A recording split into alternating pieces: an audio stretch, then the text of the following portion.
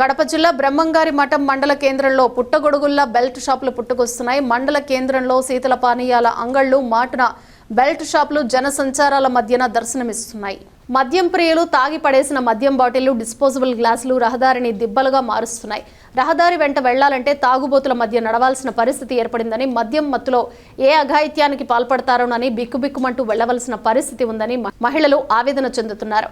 ఇంత జరుగుతున్న అధికారులు మాత్రం తమకేమీ కనపడనట్లు, తమకేమీ పట్టనట్లు, మామూళ్ల మత్తులో చూసి చూడనట్లు వ్యవహరిస్తున్నారని పలువురు ఆరోపిస్తున్నారు.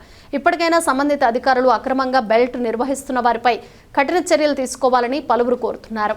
బ్రహ్మంగారి మఠం పవిత్ర పుణ్యక్షేత్రమైనటువంటి శ్రీ కోతులూరు వీరబ్రహ్మేంద్ర స్వాముల వారి మఠం నందు బెల్ట్ షాపులు అత్యధికంగా ఉండి ఈ విధంగా ఇబ్బంది కలిగిస్తూ ఉండే సౌకర్యంగా ఉన్నటువంటి ఇళ్లకు కూడా పోవడానికి ఇబ్బంది కలిగిస్తూ ఎంతో ఇబ్బందికరంగా ఉంది. అదే కాకుండా ఈ పవిత్రమైన బ్రహ్మంగారి